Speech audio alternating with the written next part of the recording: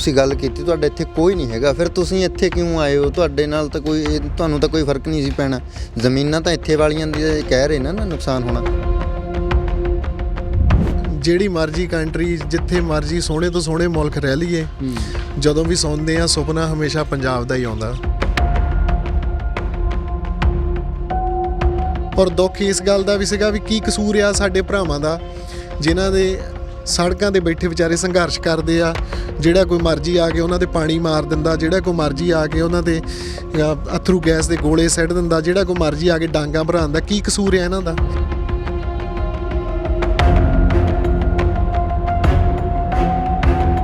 ਹਰੀ ਕ੍ਰਾਂਤੀ ਲਿਆ ਕੇ ਦੇਸ਼ ਦੇ ਭੰਡਾਰ ਭਰ ਦਿੱਤੇ, ਪਰ ਉਹਦੇ ਵੱਟੇ ਮਿਲਿਆ ਤਾਂ ਦੱਸੋ ਸਾਨੂੰ ਕੀ ਆ? ਸਾਨੂੰ ਕੀ ਮਿਲਿਆ? ਕੈਂਸਰ ਮਿਲਿਆ। ਸਿਰਫ ਟ੍ਰੇਨਾਂ ਮਿਲੀਆਂ ਜਿਹੜੀਆਂ ਭਰ ਭਰ ਕੇ ਜਾਂਦੀਆਂ, ਕੈਂਸਰ ਟ੍ਰੇਨਾਂ। ਹੋਰ ਮਿਲਿਆ ਕੀ ਆ ਕਿਸਾਨ ਨੂੰ? ਕੁਛ ਵੀ ਨਹੀਂ ਮਿਲਿਆ। ਤਾਂ ਉਸ ਪੁੱਤ ਨੂੰ ਪੁੱਤ ਕਹੀਏ ਜਾਂ ਕਪੁੱਤ, ਪਰ ਇਹਨਾਂ ਨੂੰ ਸਾਨੂੰ ਮਾਂ ਤੋਂ ਵੀ ਕਪੁੱਤ ਕੀਤਾ, ਪਰ ਅੱਜ ਸਾਡੀ ਮਾਂ ਵੀ ਕੌਣ ਫਿਰ ਬੈਕਅਪ ਤਾਂ ਹੁਣ ਵੀ ਨਹੀਂ ਹੈ ਜੀ। ਵੀ ਪਰਾਲੀ ਦਾ ਕੀ ਹੈਗਾ?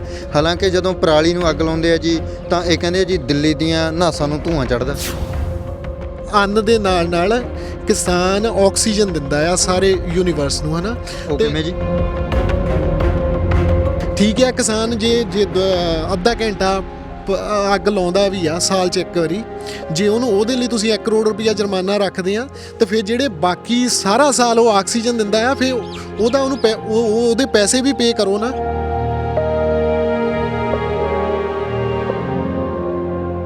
ਵਧੀਆ ਰੋਟੀ ਵਗੈਰਾ ਖਾਂਦੇ ਆ, ਹੋਰ ਸਬਜ਼ੀਆਂ ਬਣਾਉਂਦੇ ਆ, ਤਾਂ ਉਦੋਂ ਖਾਣ ਤੋਂ ਬਾਅਦ ਬਸ ਢਿੱਡ 'ਤੇ ਹੱਥ ਮਾਰਦੇ, ਵਾਹ ਮਜ਼ਾ ਆ ਗਿਆ ਖਾਣਾ ਖਾ ਕਰ। ਅੰਬਾਨੀ ਵਿੱਚ ਮੈਂ ਕਹਿੰਦਾ ਹਿੰਮਤ ਹੈ, ਜਾਂ ਅਡਾਨੀਆਂ ਵਿੱਚ ਹਿੰਮਤ ਹੈ। ਕਿਸਾਨਾਂ ਨੇ ਤਾਂ ਬਾਈਕਾਟ ਕੀਤਾ ਉਹਦੀ ਹਰ ਇੱਕ ਚੀਜ਼, ਚਾਹੇ ਉਹਦਾ ਫੋਨ ਸੀ, ਚਾਹੇ ਉਹਦੇ ਮਾਲ ਸੀ।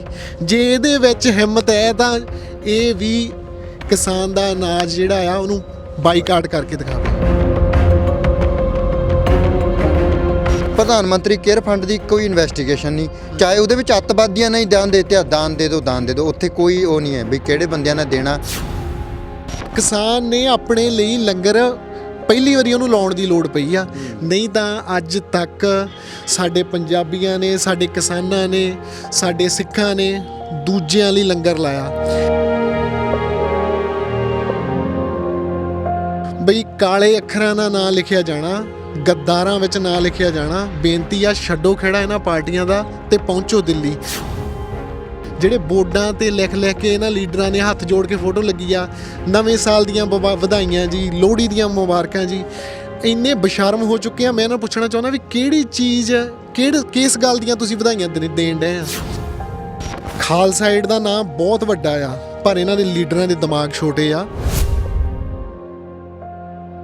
ਆਗੂ ਸਾਡੇ ਬਹੁਤ ਚੰਗੇ ਵੀ ਹੈਗੇ ਆ, ਪਰ ਮੈਂ ਕਿਸੇ ਦਾ ਨਾਂ ਨਹੀਂ ਲੈਣਾ ਚਾਹੁੰਦਾ। ਕੁਛ ਇੱਦਾਂ ਦੇ ਬੰਦੇ ਵੀ ਆ, ਉਹ ਲੀਡਰ ਉਹਨਾਂ ਨੂੰ ਫੋਨ ਕਰਦੇ ਆ, ਉਹ ਇਹ ਕਹਿੰਦੇ ਆ ਕਿ ਆਪਣਾ ਤੁਸੀਂ ਸੰਘਰਸ਼ ਲੜੋ, ਪਰ ਕਿਸੇ ਨੂੰ ਦੀਪ ਸਿੱਧੂ ਨੂੰ ਜਾਂ ਲੱਖੇ ਨੂੰ ਜਾਂ ਉਹ ਮੁੰਡਾ ਹਰਿਆਣੇ ਦਾ ਨਵਦੀਪ ਆ, ਇੱਦਾਂ ਦੇ ਕਿਸੇ ਬੰਦੇ ਨੂੰ ਅੱਗੇ ਨਾ ਆਉਣ ਦਿਓ। ਕਿਉਂ ਬਈ? ਕਿਉਂ ਨਾ ਅੱਗੇ ਆਉਣ ਦਿਓ? ਇਹਨਾਂ ਨਾਲੋਂ ਤਾਂ ਬਹੁਤ ਚੰਗੇ ਲੀਡਰ ਹੋਣਗੇ ਉਹ ਨਾ, ਜੇ ਸਾਨੂੰ ਭਲ ਕੇ ਜੇ ਆਪਾਂ ਕਹੀਏ ਕਿ ਪੈਸਾ ਜਾਂ ਪਾਵਰ ਜਿਹੜੀ ਆ ਦਿਮਾਗ ਖਰਾਬ ਕਰ ਦਿੰਦੀ ਆ, ਪਰ ਇਹਨਾਂ ਨਾਲੋਂ ਬਹੁਤ ਚੰਗੇ ਹੋਣਗੇ ਉਹ ਲੱਖਾ ਸਿਧਾਣਾ ਜਾਂ ਦੀਪ ਸਿੱਧੂ ਨਾ। ਇਸ ਕਰਕੇ ਯਕੀਨ ਕਰੀਏ, ਇਹਨਾਂ 'ਤੇ ਯਕੀਨ ਕਰਨਾ ਪੈਣਾ, ਲੀਡਰ ਕੋਈ ਉੱਪਰੋਂ ਨਹੀਂ ਆਉਣੇ ਜੀ।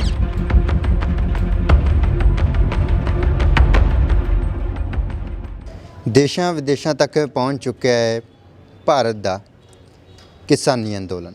ਹਰ ਪਾਸੇ ਇਸ ਅੰਦੋਲਨ ਦੀ ਚਰਚਾ ਹੋ ਰਹੀ ਹੈ ਤੇ ਬਹੁਤ ਸਾਰੀਆਂ ਦਿੱਕਤਾਂ ਹੁਣ ਕਿਸਾਨ ਆਗੂਆਂ ਨੂੰ, ਕਲਾਕਾਰਾਂ ਨੂੰ, ਪੱਤਰਕਾਰ ਭਰਾਵਾਂ ਨੂੰ ਵੀ ਆਉਣ ਲੱਗ ਗਏ ਨੇ, ਪਰ ਫਿਰ ਵੀ ਹੌਸਲੇ ਬੁਲੰਦ ਨੇ ਤੇ ਹਰ ਕੋਈ ਇਹੀ ਕਹਿ ਰਿਹਾ ਵੀ ਜਿੱਤਾਂਗੇ ਤੇ ਜਿੱਤ ਕੇ ਹੀ ਦਿੱਲੀ ਤੋਂ ਵਾਪਸ ਪਰਤਾਂਗੇ। ਜੇਕਰ ਗੱਲ ਕਰੀਏ ਵਿਦੇਸ਼ਾਂ ਦੀ, ਤਾਂ ਵਿਦੇਸ਼ਾਂ 'ਚ ਬੈਠੇ ਲੋਕ ਵੀ ਇਸ ਅੰਦੋਲਨ 'ਤੇ ਨਜ਼ਰਾਂ ਰੱਖ ਰਹੇ ਨੇ। ਹਰ ਤਰ੍ਹਾਂ ਦੀ ਹੈਲਪ, ਹਰ ਤਰ੍ਹਾਂ ਦਾ ਸਹਿਯੋਗ ਇਸ ਅੰਦੋਲਨ ਨੂੰ ਦੇ ਰਹੇ ਨੇ ਤੇ ਬਹੁਤ ਸਾਰੇ ਸੱਜਣ, ਬਹੁਤ ਸਾਰੇ ਸ਼ਖਸੀਅਤਾਂ, ਬਹੁਤ ਸਾਰੀਆਂ ਰੂਹਾਂ ਅਜਿਹੀਆਂ ਵੀ ਨੇ ਜਿਹੜੀਆਂ ਵਿਦੇਸ਼ਾਂ ਤੋਂ ਚੱਲ ਕੇ ਵੀ ਇਸ ਅੰਦੋਲਨ ਨੂੰ ਸਮਰਥਨ ਦੇਣ ਦੇ ਲਈ ਪਹੁੰਚੇ ਨੇ। ਤੇ ਉਹਨਾਂ ਦੇ ਵਿੱਚੋਂ ਹੀ ਇੱਕ ਨੇ ਬਾਈ ਜੀ ਮਨਪ੍ਰੀਤ ਸਿੰਘ, ਜੋ ਆਸਟ੍ਰੇਲੀਆ ਤੋਂ ਆਉਂਦੇ ਨੇ ਤੇ ਸਿੱਧਾ ਦਿੱਲੀ ਆ ਜਾਂਦੇ ਨੇ। ਸਤਿ ਸ਼੍ਰੀ ਅਕਾਲ ਜੀ। ਸਤਿ ਸ਼੍ਰੀ ਅਕਾਲ ਜੀ। ਬਾਈ ਜੀ, ਆਸਟ੍ਰੇਲੀਆ ਤੋਂ ਕੀ ਵੈਸੇ ਛੁੱਟੀ ਆਏ ਹੋ ਜਾਂ ਇਸ ਅੰਦੋਲਨ ਕਰਕੇ? ਨਹੀਂ ਜੀ, ਉੱਦਾਂ ਇੰਡੀਆ 'ਚ ਆਉਣ ਦਾ ਕੋਈ ਵੀ ਕੰਮ ਲਈ ਨਹੀਂ ਸੀ, ਕਿਉਂਕਿ ਪਿੱਛੇ ਫੈਮਿਲੀ ਵਿੱਚ ਕੋਈ ਵੀ ਇੰਡੀਆ ਨਹੀਂ ਹੈ ਨਾ, ਸਿਰਫ ਸਾਡੇ ਮਾਤਾ ਜੀ ਆ, ਔਰ ਉਹ ਵੀ ਕਰੋਨੇ ਦਾ ਕਰਕੇ ਰੁਕੇ ਹੋਏ ਸੀਗੇ। ਆ ਜਦੋਂ ਅਸੀਂ ਦੇਖਦੇ ਸੀ ਥੋੜ੍ਹਾ ਮਾਹੌਲ ਆ ਜਿਹੜਾ ਸੁਖਾਵਾਂ ਹੋ ਜਾਵੇ ਤਾਂ ਉਹਨਾਂ ਨੇ ਵੀ ਸਾਡੇ ਕੋਲ ਹੀ ਆ ਜਾਣਾ ਸੀ। ਸੋ ਇੱਥੇ ਆਉਣ ਦਾ ਮੇਨ ਮਕਸਦ ਸਿਰਫ ਕਿਸਾਨੀ ਸੰਘਰਸ਼ ਵਿੱਚ ਹੀ ਆਉਣਾ ਸੀਗਾ ਜੀ। ਤੇ ਜਿਵੇਂ ਤੁਸੀਂ ਗੱਲ ਕੀਤੀ ਤੁਹਾਡਾ ਇੱਥੇ ਕੋਈ ਨਹੀਂ ਹੈਗਾ, ਫਿਰ ਤੁਸੀਂ ਇੱਥੇ ਕਿਉਂ ਆਏ ਹੋ? ਤੁਹਾਡੇ ਨਾਲ ਤਾਂ ਤੁਹਾਨੂੰ ਤਾਂ ਕੋਈ ਫਰਕ ਨਹੀਂ ਸੀ ਪੈਣਾ, ਜ਼ਮੀਨਾਂ ਤਾਂ ਇੱਥੇ ਵਾਲੀਆਂ ਦੀ ਕਹਿ ਰਹੇ ਨਾ ਨੁਕਸਾਨ ਹੋਣਾ। ਬਾਈ ਜੀ, ਅਸੀਂ ਜਦੋਂ ਵੀ ਜਿਹੜਾ ਵੀ ਪੰਜਾਬੀ ਆ, ਮੈਂ ਕਹਿੰਦਾ ਵੀ ਹਰ ਬੰਦੇ ਦੇ ਅੰਦਰ ਉਹ ਦਰਦ ਆ, ਉਹ ਜੁੜਿਆ ਹੋਇਆ ਪੰਜਾਬ ਨਾਲ। ਔਰ ਜਿਹੜੀ ਮਰਜ਼ੀ ਕੰਟਰੀ, ਜਿੱਥੇ ਮਰਜ਼ੀ ਸੋਹਣੇ ਤੋਂ ਸੋਹਣੇ ਮੁਲਕ ਰਹਿ ਲਈਏ, ਜਦੋਂ ਵੀ ਸੌਂਦੇ ਆ ਸੁਪਨਾ ਹਮੇਸ਼ਾ ਪੰਜਾਬ ਦਾ ਹੀ ਆਉਂਦਾ। ਔਰ ਹਰ ਬੰਦਾ ਇਸ ਚਾਹੁੰਦਾ ਆ, ਚਾਹੇ ਬਾਹਰ ਰਹਿ ਕੇ ਉਹਨੇ ਆਪਣੀ ਲਾਈਫ ਸੈੱਟ ਕਰ ਲਈ ਆ, ਔਰ ਗਾਂ ਬੱਚਿਆਂ ਦਾ ਫਿਊਚਰ ਵੀ ਉਹਨੂੰ ਪਤਾ ਹੈ ਕਿ ਸੈੱਟ ਹੀ ਆ, ਜੇ ਅਸੀਂ ਬਾਹਰ ਕੰਮ ਕਰਦੇ ਹਾਂ ਤਾਂ ਸਾਰਾ ਕੁਝ ਠੀਕ ਆ, ਪਰ ਉਹ ਦਿਲੋਂ ਜੁੜਿਆ ਹੋਇਆ, ਉਹਦੀਆਂ ਫੀਲਿੰਗਸ, ਉਹਦੀਆਂ ਭਾਵਨਾਵਾਂ ਦਿਲੋਂ ਪੰਜਾਬ ਨਾਲ ਜੁੜਿਆ ਹੋਇਆ। ਔਰ ਹਰ ਇੱਕ ਪਰਦੇਸੀ ਇਹ ਚਾਹੁੰਦਾ ਆ ਕਿ ਜਿੱਦਾਂ ਬਾਹਰ ਰਹਿ ਕੇ ਉਹ ਵਧੀਆ ਜ਼ਿੰਦਗੀ ਜੀਂਦਾ ਹੈ ਨਾ, ਉਹ ਚਾਹੁੰਦਾ ਕਿ ਇੱਥੇ ਸਾਡੇ ਭੈਣ ਭਰਾ ਜਿਹੜੇ ਆ ਉਹ ਵੀ ਵਧੀਆ ਜ਼ਿੰਦਗੀ ਜੀਣ ਨਾ। ਜਦੋਂ ਦਾ ਸੰਘਰਸ਼ ਸ਼ੁਰੂ ਹੋਇਆ ਤਾਂ ਇੰਨਾ ਕੁ ਕੁਛ ਦਿਲ 'ਚ ਭਰਿਆ ਸੀ, ਕਿਉਂਕਿ ਸੋਚਣਾ, ਤੁਹਾਡੇ ਚੈਨਲ ਦੇਖਣੇ ਔਰ ਚੈਨਲਾਂ 'ਤੇ ਦੇਖਣਾ ਕਿ ਯਾਰ ਸਾਡੇ ਬੰਦਿਆਂ ਨਾਲ ਇੰਨਾ ਧੱਕਾ ਹੁੰਦਾ, ਔਰ ਉਹੀ ਮਨ 'ਚ ਲੈ ਕੇ ਗੱਲਾਂ ਸੌਂ ਜਾਣਾ, ਦਿਮਾਗ 'ਚ ਲੈ ਕੇ ਘੁੰਮਦੇ ਰਹਿਣਾ, ਔਰ ਹਮੇਸ਼ਾ ਇਹ ਸੋਚਣਾ ਵੀ ਸਾਨੂੰ ਇੱਕ ਮੌਕਾ ਮਿਲ ਜਾਵੇ ਜਾਣ ਦਾ, ਔਰ ਤਾਂ ਕਿ ਇੱਕ ਮੌਕਾ ਵੀ ਮਿਲੇ ਤਾਂ ਅਸੀਂ ਦਿੱਲੀ ਪਹੁੰਚ ਜਾਈਏ ਔਰ ਸ਼ਾਮਲ ਹੋ ਜਾਈਏ ਕਿਸਾਨਾਂ ਵਿੱਚ, ਹੈ ਨਾ। ਉਹ ਮੌਕਾ ਮਿਲਿਆ ਫਿਰ? ਜੀ, ਉਹ ਮੌਕਾ ਮਿਲਿਆ, ਭਾਵੇਂ ਥੋੜ੍ਹਾ ਔਖਾ ਹੋ ਕੇ ਆਉਣਾ ਪਿਆ, ਕਿਉਂਕਿ ਮੇਨ ਇਸ ਟਾਈਮ ਇਹ ਆ ਕਿ ਹਰ ਸਾਲ ਸੰਘਰਸ਼ ਨਾ ਵੀ ਹੋਵੇ ਤਾਂ ਵੀ ਆਪਾਂ 2-2.5 ਲੱਖ ਬੰਦਾ, 2-2.5 ਲੱਖ ਤਾਂ ਮੈਂ ਕਹਿੰਦਾ ਇਦੋਂ ਜ਼ਿਆਦਾ ਤਾਂ ਸਾਡੇ ਬਜ਼ੁਰਗ ਹੀ ਆ ਜਿਹੜੇ ਪੈਨਸ਼ਨ ਵਾਲੇ ਆ, ਹਰ ਸਾਲ ਇੰਡੀਆ ਆ ਜਾਂਦੇ ਆ। ਐਤਕੀ ਸੰਘਰਸ਼ ਦਾ ਕਰਕੇ ਤਾਂ ਬਹੁਤ ਵੱਡੀ ਗਿਣਤੀ ਵਿੱਚ ਜਿਹੜੇ ਆ ਸਾਡੀ ਸੰਗਤ ਇੱਥੇ ਆ ਜਾਣੀ ਸੀ। ਪ੍ਰੋਬਲਮਾਂ ਬਹੁਤ ਸਾਰੀਆਂ ਆ ਜਿਨ੍ਹਾਂ ਕਰਕੇ ਉਹ ਡੱਕੇ ਬੈਠੇ ਆ, ਪਰ ਆਪਣੇ ਆਪਣੇ ਤਰੀਕੇ ਨਾਲ ਹਰੇਕ ਬੰਦਾ ਯੋਗਦਾਨ ਪਾਈ ਜਾ ਰਿਹਾ, ਚਾਹੇ ਉੱਥੋਂ ਆਪਣੇ ਮਿਹਨਤ ਦੀ ਕਮਾਈ ਵਿੱਚੋਂ ਦਸਵੰਧ ਭੇਜ ਰਿਹਾ ਦਿੱਲੀ ਧਰਨੇ ਵਿੱਚ ਲੰਗਰਾਂ ਲਈ ਜਾਂ ਕਿ ਹੋਰ ਸੇਵਾਵਾਂ ਲਈ, ਚਾਹੇ ਉੱਥੇ ਆਪਾਂ ਗੱਲ ਕਰੀਏ ਕਿ ਹਰ ਕੰਟਰੀ ਵਿੱਚ ਬਹੁਤ ਵੱਡੇ ਲੈਵਲ 'ਤੇ ਆਪਣਾ ਪੂਰਾ ਜ਼ੋਰ ਮਾਰ ਕੇ ਉਹਨਾਂ ਨੇ ਰੈਲੀਆਂ ਕੱਢੀਆਂ, ਵੱਡੇ ਮੁਲਕਾਂ ਵਿੱਚ, ਕੈਨੇਡਾ, ਅਮਰੀਕਾ, ਹਰ ਸ਼ਹਿਰ ਵਿੱਚ, ਔਰ ਯੂਰਪ ਦੇ ਜਿੱਦਾਂ ਸਾਡੇ ਆਸਟਰੀਆ ਲਾ ਲਈਏ ਤਾਂ ਅਸੀਂ ਰਾਜਧਾਨੀ ਵਿੱਚ, ਸਾਰੇ ਪੰਜਾਬੀਆਂ ਨੇ ਆਪਣੇ ਆਪਣੇ ਤਰੀਕੇ ਨਾਲ ਆਪਣਾ ਪੂਰਾ ਯੋਗਦਾਨ ਪਾਇਆ। ਪਰ ਸਭ ਤੋਂ ਵੱਡੀ ਗੱਲ ਕਿ ਜੇ ਕੋਈ ਪ੍ਰੋਬਲਮ ਨਾ ਹੁੰਦੀ ਤਾਂ ਮੈਂ ਪੱਕੀ ਇਹ ਗੱਲ ਕਹਿ ਸਕਦਾ ਕਿ ਜੇ 2-3 ਲੱਖ ਬੰਦਾ ਆਪਣਾ ਨੋਰਮਲੀ ਹਰ ਸਾਲ ਆਉਂਦਾ ਤਾਂ ਐਤਕੀ ਸੰਘਰਸ਼ ਦਾ ਕਰਕੇ ਬਹੁਤ ਜ਼ਿਆਦਾ, ਜਿੰਨੇ ਕੁ ਬੰਦੇ ਮੈਨੂੰ ਲੱਗਦਾ ਕਿ 5-4 ਲੱਖ ਬੰਦਾ ਸਾਡਾ ਦਿੱਲੀ ਹਰ ਇੱਕ ਧਰਨੇ ਵਿੱਚ ਆ, ਉਨਾ ਕੁ ਬੰਦਾ ਬਾਹਰੋਂ ਵੀ ਆ ਜਾਣਾ ਸੀ। ਪ੍ਰੋਬਲਮ ਆ ਇਹ, ਇਹਨਾਂ ਨੇ ਕਨੈਕਟਿੰਗ ਫਲਾਈਟ ਨਹੀਂ ਆ, ਬਿਲਕੁਲ 5% ਫਲਾਈਟਾਂ ਚੱਲਦੀਆਂ, ਔਰ ਜਿਹੜੀਆਂ ਚੱਲਦੀਆਂ ਉਹਨਾਂ ਦਾ ਆਪਸ ਵਿੱਚ ਹੀ ਕਨੈਕਟ ਇੰਨਾ ਵਧੀਆ ਨੇਗਾ। ਫਿਰ ਕਰੋਨਾ ਟੈਸਟ ਕਰਾਉਣੇ ਆ ਲੰਮੀਆਂ ਫਲਾਈਟਾਂ ਵਿੱਚ 72 ਘੰਟੇ ਜਿਹੜੀ ਉਹਦੀ ਵੈਲਿਊ ਆ ਉੱਤੋਂ ਤੱਕ ਚਾਹੀਦੀ ਆ, ਉਹ 'ਚ ਪ੍ਰੋਬਲਮ ਆਉਂਦੀ ਆ, ਉਹ ਖਤਮ ਹੋਣੀ ਆ। ਜਦੋਂ ਇੱਧਰੋਂ ਜਾਣਾ ਉਦੋਂ ਸਾਨੂੰ ਕੁਆਰੰਟਾਈਨ ਜਿਹੜਾ ਹੋਣਾ ਪੈਂਦਾ ਆ, ਤੋ ਇਹਨਾਂ ਪ੍ਰੋਬਲਮਾਂ ਕਰਕੇ ਦਿੱਕਤ ਆ ਰਹੀ ਆ ਨਾ। ਪਰ ਉੱਦਾਂ ਜੁੜਿਆ ਹਰ ਪਰਦੇਸੀ ਜਿਹੜਾ ਆ ਪੂਰਾ ਦਿਲੋਂ ਇਸ ਧਰਨੇ ਨਾਲ ਜੁੜਿਆ ਹੋਇਆ, ਸੰਘਰਸ਼ ਨਾਲ ਜੁੜਿਆ ਹੈ। ਤੇ ਉਹ ਤੁਹਾਨੂੰ ਸੰਘਰਸ਼ ਦੇ ਵਿੱਚ ਪੰਜਾਬ ਦਾ, ਆਪਣੀ ਧਰਤੀ ਦਾ ਮੋਹ ਖਿੱਚ ਲਿਆ ਆ, ਜਾਂ ਭਰਾ ਮੁਸੀਬਤ 'ਚ ਬੈਠੇ ਨੇ ਇਸ ਕਰਕੇ? ਦੋਵੇਂ ਚੀਜ਼ਾਂ ਜੀ। ਮੋਹ ਵੀ ਆ ਪੰਜਾਬ ਦੀ ਧਰਤੀ ਦਾ, ਕਿਉਂਕਿ ਜੇ ਅੱਜ ਤੁਹਾਡੇ ਸਾਹਮਣੇ ਅਸੀਂ ਗੱਲ ਕਰ ਰਹੇ ਹਾਂ ਤੇ ਕਿਹਦੀ ਦੇਣ ਆ? ਪੰਜਾਬੀ ਮਾਂ ਬੋਲੀ ਸਾਡੀ ਬੋਲੀ ਦੀ ਦੇਣ ਆ, ਸਾਡੇ ਪੰਜਾਬ ਦੀ ਦੇਣ ਆ। ਜੇ ਅਸੀਂ ਮੰਨ ਲਓ ਕੋਈ ਮੁਕਾਮ ਬਾਹਰ ਜਾ ਕੇ ਵੀ ਹਾਸਲ ਕਰ ਲਿਆ ਤਾਂ ਉਹਦੇ ਪਿੱਛੇ ਸਾਡਾ ਪੰਜਾਬ ਦਾ ਦਿੱਤਾ ਜੋ ਵੀ ਕੁਝ ਸਾਨੂੰ ਮਿਲਿਆ ਉਹ ਤਾਂ ਕੋਈ ਵੀ ਕਰਜ਼ ਮੋੜ ਹੀ ਨਹੀਂ ਸਕਦੇ, ਹੈ ਨਾ। ਅਤੇ ਦੁੱਖ ਇਸ ਗੱਲ ਦਾ ਵੀ ਸੀ ਕਿ ਕਿਸਾਨ ਦੀ ਦੂਜੀ ਮਾਂ ਜਿਹੜੀ ਆ ਉਹ ਜ਼ਮੀਨ ਹੁੰਦੀ ਆ ਨਾ, ਅਤੇ ਦੁੱਖ ਇਸ ਗੱਲ ਦਾ ਵੀ ਸੀਗਾ ਵੀ ਜ਼ਮੀਨਾਂ ਹੁਣ ਸਾਡੀਆਂ ਖੋਹਣ 'ਤੇ ਆ ਗਿਆ ਇਹ ਸਾਡੇ ਨਾਲ ਚਾਲਾਂ ਕਰਕੇ। ਔਰ ਦੁੱਖ ਇਸ ਗੱਲ ਦਾ ਵੀ ਸੀਗਾ ਵੀ ਕੀ ਕਸੂਰ ਆ ਸਾਡੇ ਭਰਾਵਾਂ ਦਾ ਜਿਨ੍ਹਾਂ ਦੇ ਸੜਕਾਂ 'ਤੇ ਬੈਠੇ ਵਿਚਾਰੇ ਸੰਘਰਸ਼ ਕਰਦੇ ਆ, ਜਿਹੜਾ ਕੋਈ ਮਰਜ਼ੀ ਆ ਕੇ ਉਹਨਾਂ 'ਤੇ ਪਾਣੀ ਮਾਰ ਦਿੰਦਾ, ਜਿਹੜਾ ਕੋਈ ਮਰਜ਼ੀ ਆ ਕੇ ਉਹਨਾਂ 'ਤੇ ਅਥਰੂ ਗੈਸ ਦੇ ਗੋਲੇ ਸੁੱਟ ਦਿੰਦਾ, ਜਿਹੜਾ ਕੋਈ ਮਰਜ਼ੀ ਆ ਕੇ ਡਾਂਗਾਂ ਭਰਾਉਂਦਾ। ਕੀ ਕਸੂਰ ਆ ਇਹਨਾਂ ਦਾ? ਇਹਨਾਂ ਨੇ ਅੱਜ ਤਾਈਂ ਇਹਨਾਂ ਦਾ ਕਸੂਰ ਤਾਂ ਦੱਸੋ। ਜਦੋਂ ਵੀ ਦੇਸ਼ ਨੂੰ ਲੋੜ ਪਈ ਇਹਨਾਂ ਨੇ ਪੰਜਾਬ ਹਰਿਆਣੇ ਵਾਲਿਆਂ ਮੂਹਰੇ ਹੱਥ ਜੋੜ ਦਿੱਤੇ ਕਿ ਭੁੱਖਾ ਮਰਦਾ ਆ ਦੇਸ਼, ਅਮਰੀਕਾ ਤੋਂ ਅਨਾਜ ਮੰਗਾਉਂਦਾ ਆ, ਕਰੋ ਕੁਛ, ਹੈ ਨਾ। ਅਸੀਂ ਹਰੀ ਕ੍ਰਾਂਤੀ ਲਿਆ ਕੇ ਦੇਸ਼ ਦੇ ਭੰਡਾਰ ਭਰ ਦਿੱਤੇ, ਪਰ ਉਹਦੇ ਵੱਟੇ ਮਿਲਿਆ ਤਾਂ ਦੱਸੋ ਸਾਨੂੰ ਕੀ ਆ? ਸਾਨੂੰ ਕੀ ਮਿਲਿਆ? ਕੈਂਸਰ ਮਿਲਿਆ ਸਿਰਫ। ਟ੍ਰੇਨਾਂ ਮਿਲੀਆਂ ਜਿਹੜੀਆਂ ਭਰ ਭਰ ਕੇ ਜਾਂਦੀਆਂ, ਕੈਂਸਰ ਟ੍ਰੇਨਾਂ। ਹੋਰ ਮਿਲਿਆ ਕੀ ਆ ਕਿਸਾਨ ਨੂੰ? ਕੁਝ ਵੀ ਨਹੀਂ ਮਿਲਿਆ। ਅਸੀਂ ਇਹ ਇਸ ਕਰਕੇ, ਕਿਉਂਕਿ ਹੁਣ ਇਹ ਸਾਨੂੰ ਕਹਿ ਰਹੇ ਨੇ, ਪਰ ਹਰੀ ਕ੍ਰਾਂਤੀ ਆਈ ਤਾਂ ਅਸੀਂ ਆਪਣੀ ਮਾਂ ਨੂੰ ਜ਼ਹਿਰ ਦਿੱਤਾ ਬਾਈ ਜੀ। ਹਰੀ ਕ੍ਰਾਂਤੀ ਦਾ ਭਾਵ ਅਸੀਂ ਕੀਟਨਾਸ਼ਕ ਦਵਾਈਆਂ ਦੀ ਵਰਤੋਂ ਕੀਤੀ ਹੈ। ਅਸੀਂ ਹੋਰ ਪੈਦਾਵਾਰ ਵੱਧ ਲੈਣ ਦੇ ਲਈ ਜਦੋਂ ਅਸੀਂ ਆਪਣੀ ਮਾਂ ਨੂੰ ਅਜਿਹੀਆਂ ਜ਼ਹਿਰ ਦਿੰਦਾ ਹੈ ਕੋਈ ਪੁੱਤ ਆਪਣੀ ਮਾਂ ਨੂੰ, ਤਾਂ ਉਸ ਪੁੱਤ ਨੂੰ ਪੁੱਤ ਕਹੀਏ ਜਾਂ ਕਪੁੱਤ, ਪਰ ਇਹਨਾਂ ਨੇ ਸਾਨੂੰ ਮਾਂ ਤੋਂ ਵੀ ਕਪੁੱਤ ਕੀਤਾ, ਪਰ ਅੱਜ ਸਾਡੀ ਮਾਂ ਵੀ ਖੋਹਣ ਨੂੰ ਫਿਰਦੀ। ਹਾਂਜੀ ਬਾਈ ਜੀ, ਹੋਈਆਂ ਗਲਤੀਆਂ ਸਾਡੇ ਕੋਲ, ਇਹ 'ਚ ਕੋਈ ਸ਼ੱਕ ਨਹੀਂ, ਪਰ ਇਹ ਗਲਤੀਆਂ ਸਰਾਸਰ ਸਰਕਾਰ ਵੱਲੋਂ ਕੀਤੀਆਂ ਗਈਆਂ। ਦੇਖੋ, ਜੇ ਹਰੀ ਕ੍ਰਾਂਤੀ ਦਾ ਇਹਨਾਂ ਤੋਂ ਪਲਾਨ ਸੀਗਾ ਤਾਂ ਉਹਦਾ ਬੈਕਅਪ ਪਲਾਨ, ਉਹਦੇ ਰਿਜ਼ਲਟ ਕੀ ਹੋਣਗੇ, ਉਹਦੇ ਨੁਕਸਾਨ ਕੀ ਹੋਣਗੇ, ਉਹ ਬੈਕਅਪ ਪਲਾਨ। ਇਹ ਕੰਮ ਆਮ ਬੰਦੇ ਦਾ, ਤੁਹਾਡਾ ਜਾਂ ਮੇਰਾ ਨਹੀਂ, ਇਹ ਕੰਮ ਸਰਕਾਰਾਂ ਦਾ। ਕਿਉਂ ਨਹੀਂ ਦਿੱਤਾ ਗਿਆ ਬੈਕਅਪ ਪਲਾਨ? ਸਾਡੇ ਕਿੰਨੇ ਜਿਹੜੇ ਸਪੈਸ਼ਲਿਸਟ ਆ ਖੇਤੀਬਾੜੀ ਦੇ, ਸਾਡੇ ਕਿੰਨੇ ਇੰਸਟੀਚਿਊਟ ਆ, ਕਿੰਨੀਆਂ ਖੇਤੀਬਾੜੀ ਯੂਨੀਵਰਸਿਟੀਆਂ ਆ, ਕਿਉਂ ਨਹੀਂ ਇਹ ਦੇਖਿਆ ਗਿਆ ਕਿ ਇਹਨਾਂ ਦੇ ਰਿਜ਼ਲਟ ਕੀ ਹੋਣਗੇ, ਉਹਨਾਂ ਨੂੰ ਕਿੱਦਾਂ ਆਪਾਂ ਕੰਟਰੋਲ ਕਰਨਾ? ਕਿਉਂ ਧੋਖਾ ਕੀਤਾ ਗਿਆ ਕਿਸਾਨਾਂ ਨਾਲ? ਸਾਰੇ ਅਮਰੀਕਾ ਵਰਗੇ ਦੇਸ਼ਾਂ ਵਿੱਚ ਜਿਹੜੇ ਬੈਨ ਹੋਏ ਪੈਸਟੀਸਾਈਡ, ਉਹ ਕਿਉਂ ਇੱਥੇ ਲਿਆ ਕੇ ਸਿੱਟੇ ਗਿਆ ਜਦ ਸਾਰੀ ਦੁਨੀਆ ਵਿੱਚ ਬੈਨ ਸੀ? ਤੁਸੀਂ ਬੈਕਅਪ ਪਲਾਨ ਦੀ ਗੱਲ ਕੀਤੀ ਹੈ ਵੀ ਬੈਕਅਪ ਪਲਾਨ ਤਾਂ ਕਦੇ ਵੀ ਨਹੀਂ ਦਿੰਦੇ। ਹੁਣ ਕਿਸਾਨਾਂ ਦੇ ਉੱਤੇ ਜਿਹੜਾ ਬਿੱਲ ਰੱਦ ਕਰਨ ਨੂੰ ਕਹਿ ਰਹੇ ਨੇ, ਕਾਨੂੰਨ ਬਣਾਉਣ ਲੱਗੇ ਸੀਗੇ, ਥੋਪ ਤੇ ਆ ਵੀ ਜੇ ਪਰਾਲੀ ਨੂੰ ਅੱਗ ਲਾਓਗੇ ਤਾਂ ਤੁਹਾਨੂੰ 1 ਕਰੋੜ ਰੁਪਇਆ ਫਾਈਨ, ਨਾਲ ਜੇਲ੍ਹ ਵੀ ਹੋਊਗੀ। ਬੈਕਅਪ ਤਾਂ ਹੁਣ ਵੀ ਨਹੀਂ ਹੈ ਜੀ, ਵੀ ਪਰਾਲੀ ਦਾ ਕੀ ਹੈਗਾ। ਹਾਲਾਂਕਿ ਜਦੋਂ ਪਰਾਲੀ ਨੂੰ ਅੱਗ ਲਾਉਂਦੇ ਆ ਜੀ, ਤਾਂ ਇਹ ਕਹਿੰਦੇ ਜੀ ਦਿੱਲੀ ਦੀਆਂ ਨਹਾਸਾਂ ਨੂੰ ਧੂੰਆਂ ਚੜ੍ਹਦਾ। ਇਹ ਤਾਂ ਬਹੁਤ ਹਾਸੋਹੀਣੀ ਗੱਲ ਆ। ਮੈਂ ਹੈਰਾਨ ਆ ਇਸ ਗੱਲੋਂ। ਮੈਂ ਤਾਂ ਬਾਹਰੋਂ ਆਪਣੇ ਪੰਜਾਬੀਆਂ ਲਈ ਨਾਅਰਾ ਵੀ ਲੈ ਕੇ ਆਇਆ ਕਿ ਕਿਸਾਨ ਨੂੰ ਇਕੱਲਾ ਅੰਨਦਾਤਾ ਨਾ ਕਹੋ, ਕਿਸਾਨ ਨੂੰ ਆਕਸੀਜਨ ਦਾਤਾ ਆਪਾਂ ਕਹੀਏ, ਹੈ ਨਾ, ਕਿਉਂਕਿ ਸਭ ਤੋਂ ਜ਼ਿਆਦਾ ਅੰਨ ਦੇ ਨਾਲ ਕਿਸਾਨ ਆਕਸੀਜਨ ਦਿੰਦਾ ਆ ਸਾਰੇ ਯੂਨੀਵਰਸ ਨੂੰ, ਹੈ ਨਾ। ਉਹ ਕਿਵੇਂ ਜੀ? ਉਹ ਇੱਦਾਂ ਜੀ, ਤੁਸੀਂ ਦੇਖ ਲਓ ਵੀ ਇਹ ਰਿਸਰਚ ਆ ਜਰਮਨ, ਆਸਟਰੀਆ ਵਿੱਚ ਕੀਤੀ ਹੋਈ। ਤੁਸੀਂ ਦੇਖ ਲਓ ਵੀ ਜੇ ਆਪਾਂ ਹਰ ਫਸਲ, ਜਿਹੜੀ ਕਿਸਾਨ ਦੀ ਹਰ ਫਸਲ ਆ, ਉਹ ਆਕਸੀਜਨ ਦਿੰਦੀ ਆ। ਜੇ ਮੰਨ ਲਓ ਆਪਾਂ ਮੱਕੀ ਦਾ 1 ਏਕੜ ਲਾ ਲੈਂਦੇ ਆ, ਤਾਂ ਉਹ 3 ਮਹੀਨਿਆਂ ਦੀ ਜਿਹੜੀ ਫਸਲ ਆ, ਉਹਦੇ ਵਿੱਚੋਂ 55 ਤੋਂ 60 ਵਿਅਕਤੀਆਂ ਨੂੰ, ਲਗਭਗ 60 ਵਿਅਕਤੀਆਂ ਨੂੰ ਸਾਲ ਦੀ ਆਕਸੀਜਨ ਦਾ ਪ੍ਰਬੰਧ ਕਰਦਾ ਮੱਕੀ ਦਾ 1 ਏਕੜ। ਤੇ ਕਿਸਾਨ ਤਾਂ ਕੁਛ ਨਾ ਕੁਛ ਬੀਜੂਗਾ ਹੀ, ਉਹਦੇ ਖੇਤਾਂ ਵਿੱਚ ਤਾਂ ਹਮੇਸ਼ਾ ਫਸਲ ਰਹੂਗੀ, ਚਾਹੇ ਝੋਨਾ ਲਾ ਲਈਏ, ਚਾਹੇ ਕਣਕ ਲਾ ਲਈਏ, ਚਾਹੇ ਮੱਕੀ ਲਾ ਲਈਏ, ਚਾਹੇ ਬਾਜਰਾ ਲਾ ਲਈਏ, ਚਾਹੇ ਹਰ ਲਾ ਲਈਏ। ਉਹਦੇ ਖੇਤਾਂ ਵਿੱਚ ਤਾਂ ਹਰ ਟਾਈਮ ਕਿਸਾਨ ਦੀ ਹਰ ਫਸਲ ਆਕਸੀਜਨ ਦਊਗੀ। ਜੇ ਆਪਾਂ ਕਣਕ ਦੀ ਗੱਲ ਕਰ ਲਈਏ, ਕਣਕ ਦਾ ਜਿਹੜਾ ਸਾਈਜ਼ ਆ ਉਹ ਮੱਕੀ ਤੋਂ ਬਹੁਤ ਛੋਟਾ ਹੁੰਦਾ, ਪਰ ਉਹ ਫਸਲ ਜਿਹੜੀ ਆ ਉਹ ਜ਼ਿਆਦਾ ਚਿਰ 5.5-6 ਮਹੀਨੇ ਦੀ ਆ। ਇਸ ਕਰਕੇ ਜਿਹੜਾ ਕਣਕ ਦਾ 1 ਏਕੜ ਆ, ਉਹ ਲਗਭਗ 80 ਤੋਂ 90 ਬੰਦਿਆਂ ਦੀ ਪੂਰੇ ਸਾਲ ਦੀ ਆਕਸੀਜਨ ਦਾ ਪ੍ਰਬੰਧ ਕਰਦਾ। ਹੁਣ ਤੁਸੀਂ ਇਹ ਦੱਸੋ ਕਿ ਕਿਸਾਨ ਜਿਹੜਾ ਉਹ ਪ੍ਰਦੂਸ਼ਣ ਫੈਲਾਉਂਦਾ ਆ ਕਿ ਕਿਸਾਨ ਜਿਹੜਾ ਆ ਇਹਨਾਂ ਦਾ ਸਾਰੇ ਦੇਸ਼ਾਂ ਦਾ ਜਿਹੜਾ ਗੰਦ ਆ ਉਹਨੂੰ ਸਾਫ਼ ਕਰਦਾ ਆ? ਔਰ ਹੈਰਾਨਗੀ ਵਾਲੀ ਗੱਲ ਇਹ ਆ ਕਿ ਜਿਹੜੇ ਸਾਨੂੰ ਖਾਣ ਲਈ ਅਨਾਜ ਔਰ ਸਾਡੇ ਸਾਹ ਲੈਣ ਲਈ ਹਵਾ ਜਿਹਨੇ ਸਾਫ਼ ਸੁਥਰੀ ਕੀਤੀ, ਔਰ ਉਹਦੇ ਉੱਤੇ ਹੀ ਇੰਨਾ ਵੱਡਾ ਕਲੰਕ ਲਾਇਆ ਗਿਆ ਕਿ ਇਹ ਪ੍ਰਦੂਸ਼ਣ ਫੈਲਾਉਂਦਾ ਆ।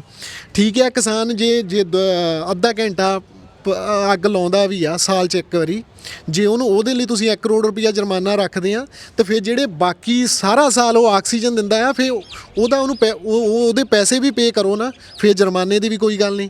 ਤੇ ਜੇ ਨਹੀਂ, ਤਾਂ ਅੱਜ ਤੱਕ ਜਿੰਨੀਆਂ ਵੀ ਸਰਕਾਰਾਂ, ਚਾਹੇ ਉਹ ਅਕਾਲੀ ਆ, ਚਾਹੇ ਉਹ ਕਾਂਗਰਸੀ ਆ, ਚਾਹੇ ਉਹ ਸੈਂਟਰ ਦੀ ਭਾਜਪਾ ਮੋਦੀ ਆ, ਇਹਨਾਂ ਨੂੰ ਕਿਸਾਨ ਤੋਂ ਹੱਥ ਜੋੜ ਕੇ ਮਾਫੀ ਮੰਗਣੀ ਚਾਹੀਦੀ ਆ ਆਪਣੀਆਂ ਇਹਨਾਂ ਗੰਦੀਆਂ ਕਰਤੂਤਾਂ ਲਈ ਕਿ ਕਿਸਾਨ ਨੂੰ ਜੇ ਪਰਾਲੀ ਨੂੰ ਅੱਗ ਲਾਊਗਾ ਜੀ, ਉੱਤੇ 1 ਕਰੋੜ ਰੁਪਈਆ ਜੁਰਮਾਨਾ ਤੇ 1 ਸਾਲ ਦੀ ਸਜ਼ਾ। ਇਹਨਾਂ ਨੂੰ ਮਾਫੀ ਮੰਗਣੀ ਚਾਹੀਦੀ ਹੈ ਇਸ ਗੱਲ ਲਈ। ਔਰ ਸਾਡਾ ਜਿਹੜਾ ਕਿਸਾਨ ਆ, ਉਹ ਸਾਲ 'ਚ 1 ਵਾਰੀ ਵੀ ਅੱਗ ਨਹੀਂ ਲਾਉਣਾ ਚਾਹੁੰਦਾ, ਪਰ ਇਹਨਾਂ ਨੂੰ ਪ੍ਰਬੰਧ ਕਰਨੇ ਚਾਹੀਦੇ ਆ ਜੀ। ਬਿਲਕੁਲ। ਤੇ ਬਾਈ ਜੀ, ਤੁਸੀਂ ਗੱਲ ਕੀਤੀ ਸਰਕਾਰਾਂ ਨੂੰ ਮਾਫੀ ਮੰਗਣੀ ਚਾਹੀਦੀ।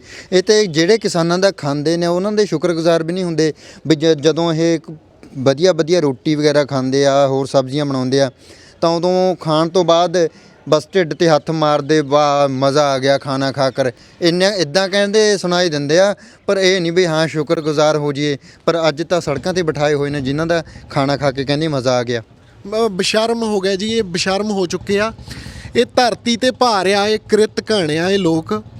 ਤੁਸੀਂ ਦੇਖੋ, ਇਕੱਲੇ ਪੈਸਿਆਂ ਨਾਲ ਸਾਰਾ ਕੁਝ ਨਹੀਂ ਹੋ ਜਾਂਦਾ। ਤੁਸੀਂ ਦੇਖੋ, ਜੇ ਅੱਜ ਅੰਬਾਨੀਆਂ ਨੇ ਕਿਸਾਨਾਂ ਦੀ ਸਾਡੀਆਂ ਜ਼ਮੀਨਾਂ ਖੋਹਣ ਦੀ ਕੋਸ਼ਿਸ਼ ਕੀਤੀ ਤਾਂ ਅਸੀਂ ਬਾਈਕਾਟ ਕਰ ਦਿੱਤਾ ਅੰਬਾਨੀਆਂ ਨੂੰ, ਹੈ ਨਾ, ਅਡਾਨੀਆਂ ਨੂੰ, ਅਸੀਂ ਉਹ ਗੋਦੀ ਮੀਡੀਆ ਨੂੰ ਵੀ ਬਾਈਕਾਟ ਕੀਤਾ। ਪਰ ਜੇ ਆਪਾਂ ਕਹਿੰਦੇ ਕਿ ਪੈਸਾ ਹੀ ਸਾਰਾ ਕੁਝ ਆ, ਜੇ ਅੰਬਾਨੀ ਵਿੱਚ ਮੈਂ ਕਹਿੰਦਾ ਹਿੰਮਤ ਹੈ ਜਾਂ ਅਡਾਨੀਆਂ ਵਿੱਚ ਹਿੰਮਤ ਹੈ, ਕਿਸਾਨਾਂ ਨੇ ਤਾਂ ਬਾਈਕਾਟ ਕੀਤਾ ਉਹਦੀ ਹਰ ਇੱਕ ਚੀਜ਼, ਚਾਹੇ ਉਹਦਾ ਫੋਨ ਸੀ, ਚਾਹੇ ਉਹਦੇ ਮੌਲ ਸੀ। ਜੇ ਇਹਦੇ ਵਿੱਚ ਹਿੰਮਤ ਹੈ ਤਾਂ ਇਹ ਵੀ ਕਿਸਾਨ ਦਾ ਅਨਾਜ ਜਿਹੜਾ ਆ ਉਹਨੂੰ ਬਾਈਕਾਟ ਕਰਕੇ ਦਿਖਾਵੇ, ਜੇ ਇਹਦੇ ਵਿੱਚ ਹਿੰਮਤ ਹੈਗੀ ਆ ਤਾਂ।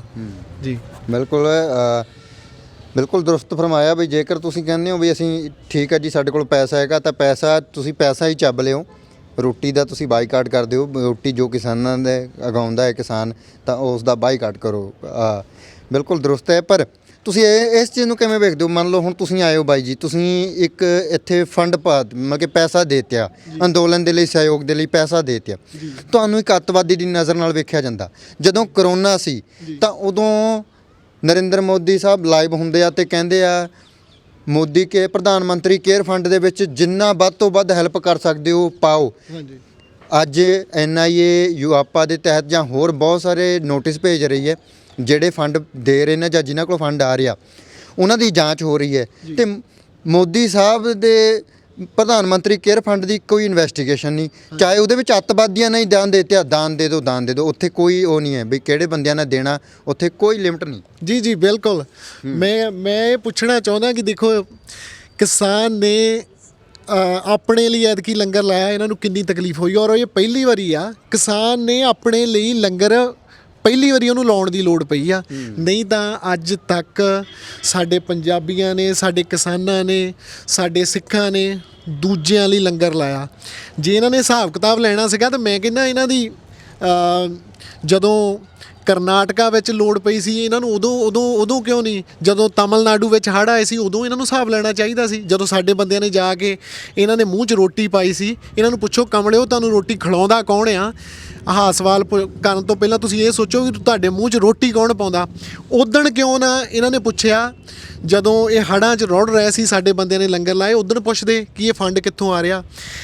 ਉਦਣ ਇਹਨਾਂ ਨੇ ਕਿਉਂ ਨਾ ਪੁੱਛਿਆ ਜਿੱਦਣ ਇਹਨਾਂ ਦੀ ਸਭ ਤੋਂ ਵੱਡੀ ਜਿਹੜੀ ਆ ਅਮਰਨਾਥ ਯਾਤਰਾ ਆ, ਜਿੱਦਣ ਉਹ ਹੜ੍ਹ ਦਾ ਕਰਕੇ ਪ੍ਰਭਾਵਿਤ ਹੋਈ ਸੀ, ਸਾਡੇ ਸਿੱਖਾਂ ਨੇ ਜਾ ਕੇ ਉੱਥੇ ਲੰਗਰ ਲਾਏ ਸੀ, ਉਦਣ ਇਹਨਾਂ ਨੇ ਕਿਉਂ ਨਾ ਪੁੱਛਿਆ ਕਿ ਫੰਡ ਕਿੱਥੋਂ ਆ ਰਿਹਾ।